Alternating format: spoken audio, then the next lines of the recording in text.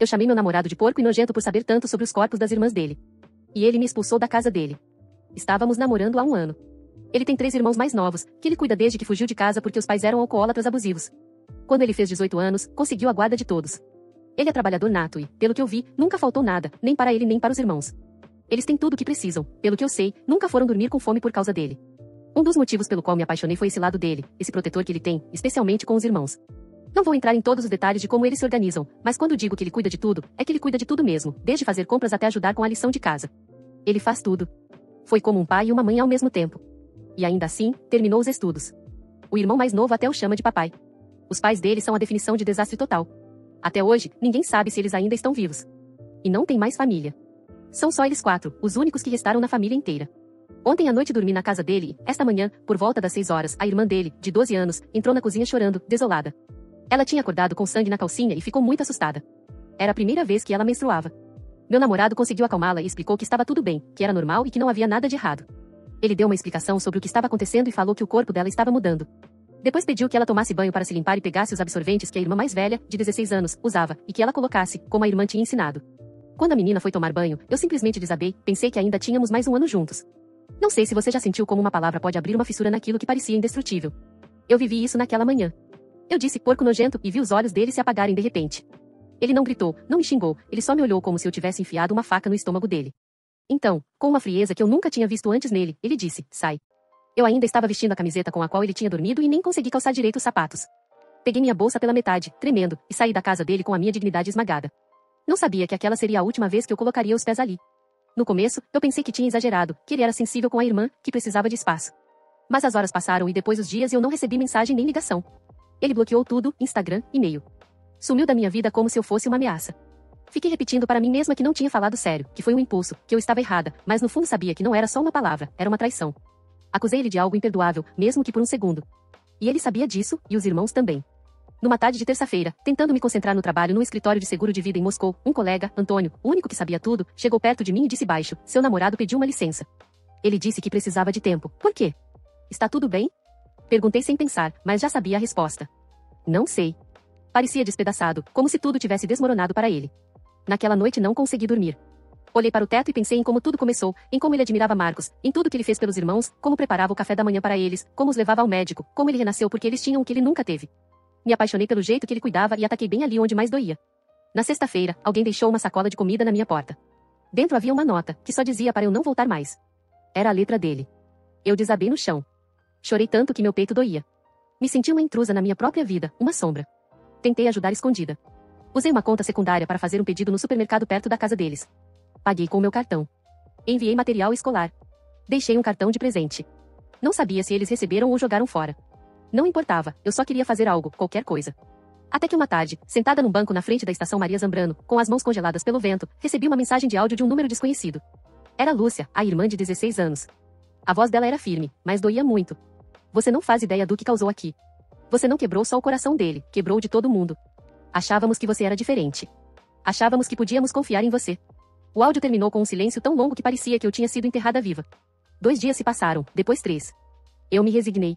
Achei que era o fim, até que, de repente, na manhã de segunda-feira, enquanto assinava um contrato no escritório, alguém entrou sem pedir permissão.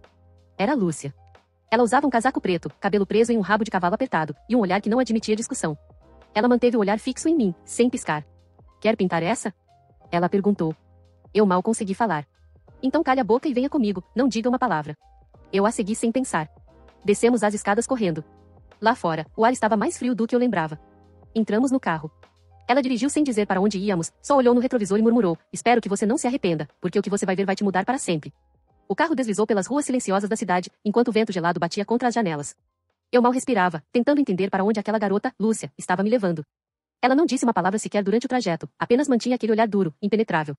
Finalmente, parou em frente a um prédio velho, quase abandonado, com as paredes desgastadas pelo tempo.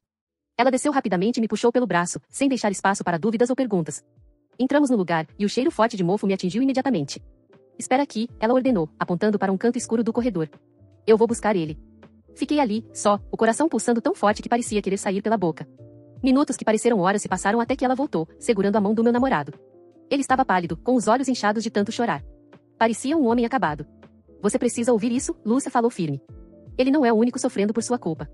Eu queria sumir, pedir desculpas 1000 vezes, explicar que nunca quis machucá-lo daquela forma, mas as palavras morreram na minha garganta. Ele me olhou por um instante, a dor escorrendo em cada gesto, e finalmente falou. Não é só sobre a palavra que você disse. É sobre a falta de respeito, a dúvida, a traição. Vocês não entendem o que é carregar uma família inteira nas costas enquanto ainda tentam ser jovens. Vocês não sabem o que é estar sozinho, realmente sozinho. Eu engoli em seco, sentindo a vergonha me sufocar. Eu errei, disse baixinho, não sei como consertar isso. Ele suspirou, olhando para o chão. Não sei se dá para consertar. Mas talvez, se você quiser tentar, terá que entender o que passamos, o que eu e meus irmãos passamos. E eu preciso ver se você realmente está disposta a estar do nosso lado. Lúcia cruzou os braços, como se avaliando minha resposta. Amanhã vamos ao lugar onde crescemos, disse ele. Se você aguentar o que vai ver, talvez tenha uma chance. Saí de lá com a cabeça cheia de dúvidas, mas uma coisa era certa, minha vida estava mudando para sempre, e não havia como voltar atrás. No dia seguinte, acordei antes do sol nascer. Estava nervosa e, ao mesmo tempo, determinada a mostrar que eu podia ser diferente. Quando eles chegaram para me buscar, vi que não estavam ali só para me mostrar o passado deles, mas para testar se eu realmente importava. Entramos no que parecia uma casa abandonada, cercada por mato alto e janelas quebradas. Lá dentro, as marcas da dor e da luta estavam por toda parte, paredes riscadas, móveis antigos, lembranças de uma infância difícil.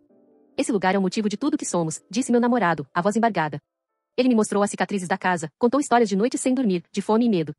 Vi no olhar dele a força de quem venceu todas as adversidades, mas também a vulnerabilidade que ele tentou esconder de mim.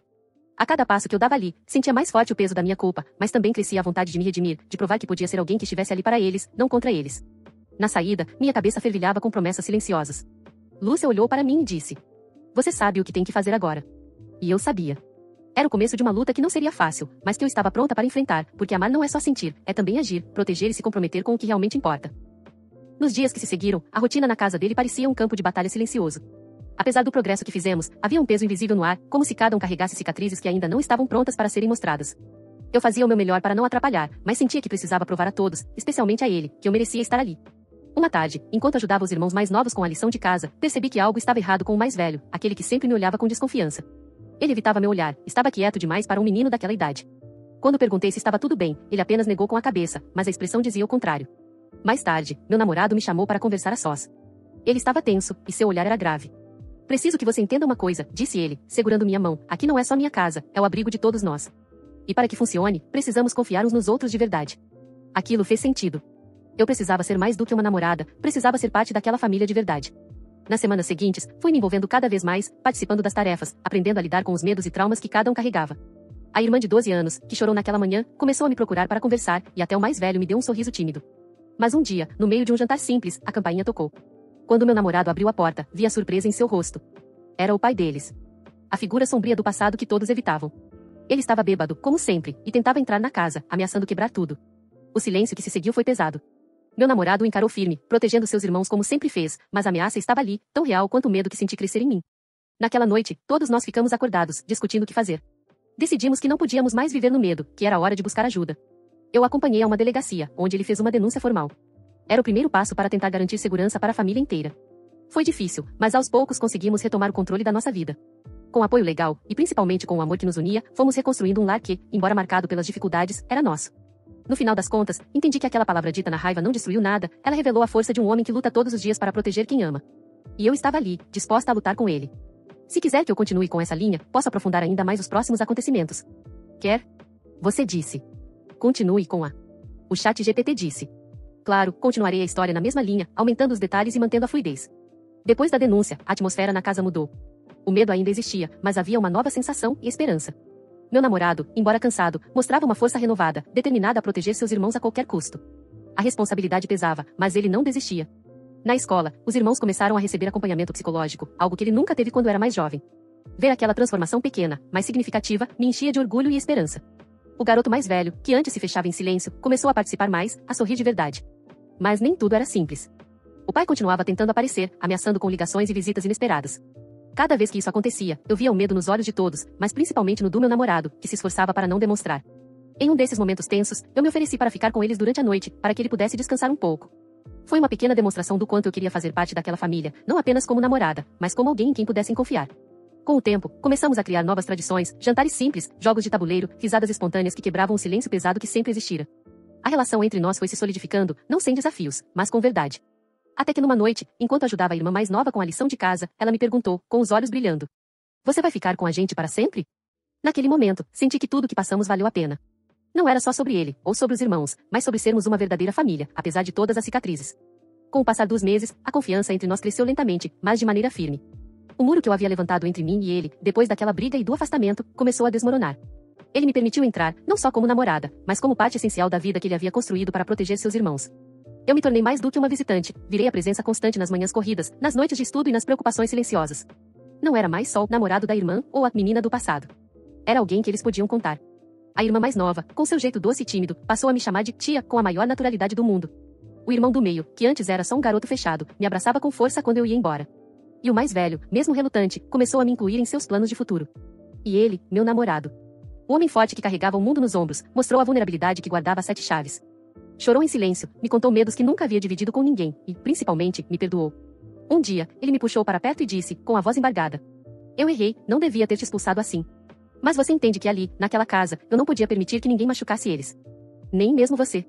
Eu sorri, segurando suas mãos. "Eu entendo. E prometo que nunca mais vou ser aquela pessoa." Finalmente, depois de tantos dias difíceis, nossa história não era mais sobre brigas ou afastamentos, mas sobre reconstrução, perdão e esperança. Quando olhei para eles, meus irmãos de coração, como eu gosto de chamar, percebi que o amor verdadeiro é isso: cuidar, proteger e nunca desistir, mesmo quando tudo parece perdido. Depois de meses reconstruindo nossa relação, ele finalmente me abriu o coração e eu pude entender a profundidade do peso que ele carregava. Aquela casa, aquelas crianças, eram tudo para ele, e eu, para voltar a fazer parte da vida dele, precisei aprender a respeitar cada detalhe desse mundo. O perdão foi difícil, mas não impossível. E o amor, aquele amor que resiste às tempestades, venceu. Hoje, somos uma família unida, não perfeita, mas verdadeira. Eu aprendi que amar é também suportar, compreender e apoiar quem a gente escolhe ao lado.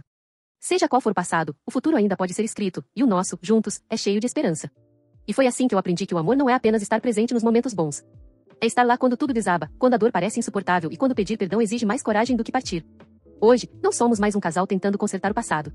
Somos uma família reconstruída, unida não pelo sangue, mas por escolhas feitas com o coração. Ele me perdoou. As crianças me aceitaram de volta. E eu aprendi que amor também é humildade. Se você chegou até aqui, obrigado por acompanhar essa história. Se ela tocou seu coração, deixa um like, comenta o que você faria no meu lugar e se inscreve no canal Curtas do Reddit para mais histórias reais que parecem roteiro de filme. Até a próxima!